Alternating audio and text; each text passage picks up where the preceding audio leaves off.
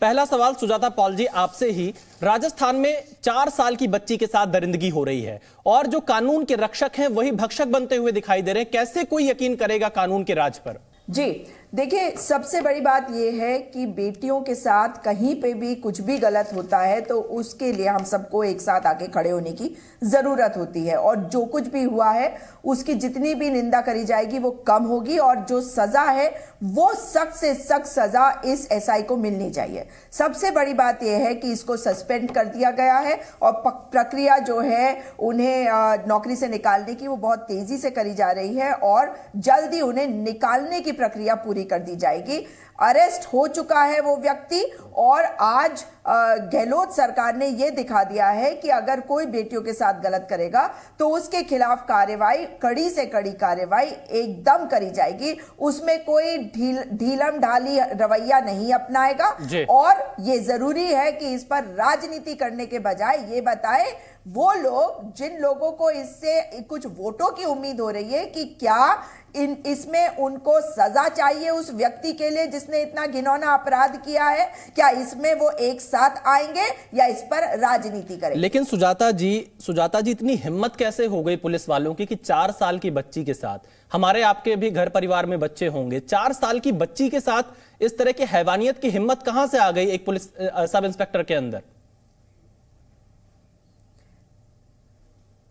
बिल्कुल आपने सही पूछा। ये विकृत मानसिकता जो है समाज में जिस तरीके से महिलाओं के प्रति घृणा है, बच्चियों के साथ अगर किसी की हिम्मत हुई है तो ये उसी के कारण हुआ है, और जब तक सामाजिक रूप से हम एक साथ नहीं आएंगे तब तक महिलाओं को आगे नहीं बढ़ाया जाएगा। इसीलिए बार बार कहा जाता है कि महिलाओं को पॉलिसी मेकिंग में लाए, ताकि महिलाएं ये निश्चित करें कि किस तरह की पॉलिसी बेटियों की सुरक्षा के लिए होनी चाहिए। मगर आप जानते हैं कि उसमें अगर ढीला रवैया रहा है तो वो केंद्र सरकार का, वरना आज तो केंद्र सरकार ये कहता कि आज महिलाएं जो है वो वहां तक जाएंगी जहां पर पहुंचने के बाद कोई भी पुरुष, कोई भी व्यक्ति किसी भी बच्ची की तरफ आंख उठाकर देखने की हिम्मत नहीं करेगा। मगर क्या हम समाज के रूप में एक साथ आने को तैयार हैं? जिस तरह की कार्रवाई राजस्थान में हुई है, मध्य प्रदेश में उस बच्ची को आपने देखा जो कितने किलोमीटर चल रही थी अकेले और खून बह रहा था क्योंकि उसका रेप हुआ था। मणिपुर की बेटियों के साथ जो हुआ उस पर आपने देख लिया है कि प्रधानमंत्री जी ने। चलिए सुजाता जी, मैं राखी राठौर जी से जवाब लेता हूं, उनसे सवाल पूछता हूं, लेकिन मैं आपको यही कहना चाहूंगा सभी लोगों को कि इस तरह की घटनाओं को राज्यों में नहीं बांटना चाहिए, क्योंकि चाहे वो छत्तीसगढ़ की बेटी हो, मध्य प्रदेश की बेटी हो, मणिपुर की बेटी हो या राजस्थान की बेटी हो, वो बेटी है। राखी राठौर जी, राजनीति करने के बजाय वोटों का आरोप आपके ऊपर कांग्रेस लगा रही है। देखिए विशाल जी, सबसे पहले दर्शकों को दिवाली के त्यौहार की बहुत बहुत शुभकामनाएं, और बड़े दुखी मन के साथ में मैं ये कहना चाहूंगी कि आज के दिन की शुरुआत भी हमारी उसी न्यूज़ से हुई जो न्यूज़ हम लगातार 5 साल से देख रहे हैं राजस्थान में।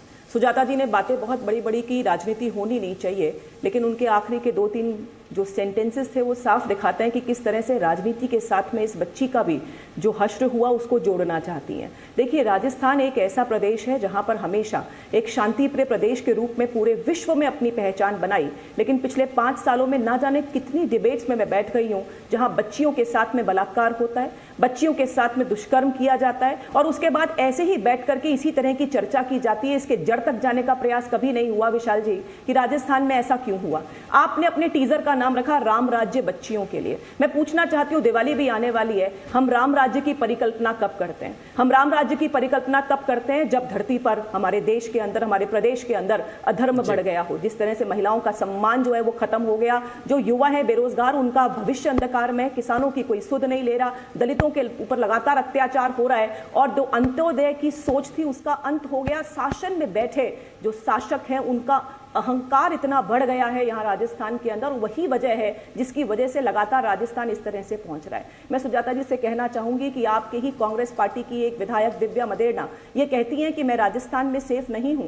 मुख्यमंत्री जी कहते हैं कि 56% केसेस महिलाएं द्वारा रेप के केसेस झूठे दर्ज कराए जाते हैं इन्हीं की विधानसभा के अंदर। और अभी अभी बहुत सारे नेता ये कह रहे थे कि यहाँ ज्यादा है, यहाँ ज्यादा है, लेकिन इन्हीं के नेता ने विधानसभा में ये एक्सेप्ट किया है कि हाँ, राजस्थान रेप में नंबर 1 है। और उसका कारण यह है कि राजस्थान तो मर्दों का प्रदेश है। विशाल जी, सबसे पहले इस तरह से शासन में रहते हुए लोगों के जो स्टेटमेंट्स है उस पर देखने की जरूरत है। इस तरह के स्टेटमेंट देने से अपराधियों का हौसला बुलंद होता है, और इस केस में भी वही हुआ जो हर केस में हुआ। कांग्रेस ये कहती है कि हमने हर कंप्लेंट को कंपलसरी दर्ज कराने का प्रोविजन किया है, लेकिन दौसा के अंदर भी जब इस बच्ची के पिता पुलिस में एफआईआर दर्ज कराने जाते हैं तो वहां पुलिस उनको पीटती और है, उनका हाथ तोड़ दिया जाता है, उनकी एप्लीकेशन दर्ज नहीं की जाती है। इसी तरह की हरकत टोडा भीम में भी हुई थी, इसी तरह का काम भीलवाड़ा में भी हुआ था, जहां बच्ची एक ईंट की भट्टी में मिलती है। मैं पूछना चाहती हूं, जब तक हमारे शासन में रहने वाले लोग इस तरह के स्टेटमेंट्स देंगे, इस तरह से पुलिस कार्रवाई करेगी,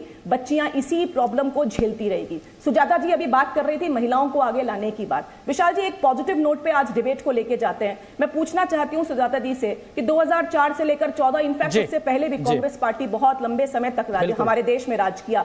क्या काम आपने किया, क्या काम हमने किया, उस बात की हम चर्चा कर लेते हैं। हम चर्चा कर लेते हैं कि 2014 से लेकर के अब तक किस तरह से आदरणीय मोदी जी ने महिलाओं को सोशली इकोनॉमिकली बढ़ाने के लिए जो काम किया है वो ऐतिहासिक काम है। महिला जो बजट है उसको 130% बढ़ाने का काम किया। आज सैनिक स्कूल के अंदर, आर्म फोर्सेस के अंदर बच्चियों को अगर परमानेंट कमिशन मिलने का काम हुआ है तो वो आदरणीय मोदी जी की सरकार में ही हुआ है। इज्जत घर की अगर बात करूं, क्योंकि WHO ने कहा था, विशाल जी एक बात, WHO ने कहा था कि 40% रेप केसेस इसीलिए होते हैं कि घरों में टॉयलेट नहीं होते।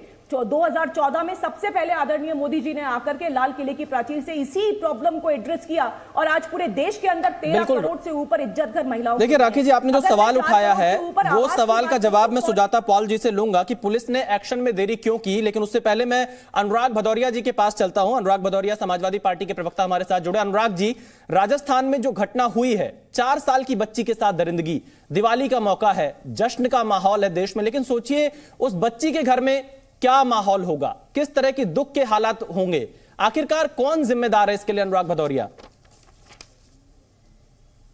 देखिए, एक बात आपने बहुत अच्छी बोली कि इस तरह की घटनाओं को हमें ये नहीं कहना चाहिए कि राजस्थान में क्यों हो रहा है, मध्य प्रदेश में क्यों हो रहा है, उत्तर प्रदेश या राज्यों में नहीं बांटना चाहिए। मैं आपकी बात से सहमत हूं, लेकिन दुर्भाग्य की बात यह है कि भारतीय जनता पार्टी के प्रवक्ता ने जो भाषण दिया, वक्तव्य नहीं रखा, अपनी बात कहती, दर्द व्यक्त करती, दर्द नहीं भाषण, कि हम क्या क्या कर रहे हैं, वो प्रचार कर रही थी बैठ के कि ये प्रचार का माध्यम मिल गया है। इतने सेंसिटिव मुद्दे पे हम बात करने आए थे, उन्होंने अपना काम गिनाना शुरू कर दिया। ये काम गिनाने का भारतीय जनता पार्टी को पता नहीं क्यों हर जगह राजनीति क्यों नजर आती है, हर जगह राजनीतिक फायदा क्यों नजर आता है।